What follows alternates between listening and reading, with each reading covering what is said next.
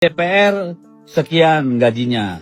Bagaimana dengan rakyat jelata? Bagaimana dengan yang UMR? Anda kok mempertentangkan, membandingkan DPR dengan rakyat jelata atau pekerja UMR? Itu kan perbandingan yang tidak setara. Ucapan Deddy Sitorus yang menyebut istilah rakyat jelata terus memicu gelombang kemarahan. Publik menilai sikapnya arogan dan tidak pantas diucapkan seorang wakil rakyat. Potongan video lama dari acara televisi kembali viral, memperkuat stigma elitis terhadap dirinya.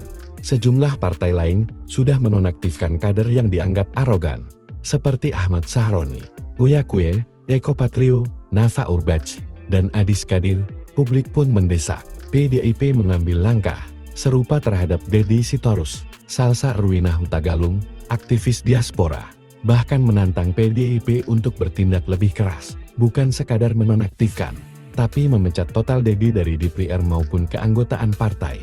Menurutnya PDIP harus membuktikan keberpihakan pada rakyat kecil, bukan melindungi kader elitis. Sementara itu, Deddy Sitorus bungkam dan enggan meminta maaf. Justru, Ketua DPP PDIP Said Abdullah yang maju menyampaikan permintaan maaf mewakili partai. Publik pun menilai PDIP seperti jadi tameng untuk melindungi Deddy.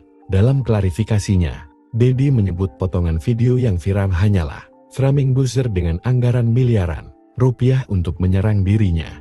Ia bersikeras bahwa maksud sebenarnya adalah menolak perbandingan gaji DPR dengan tukang becat atau buruh yang disebut sesat logikal.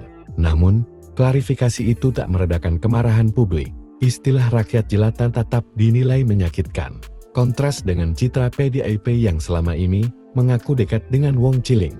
Kini, sorotan publik tertuju pada langkah PDIP, apakah berani menindak tegas kadernya, atau tetap melindungi Deddy Sitorus meski badai kritik semakin keras?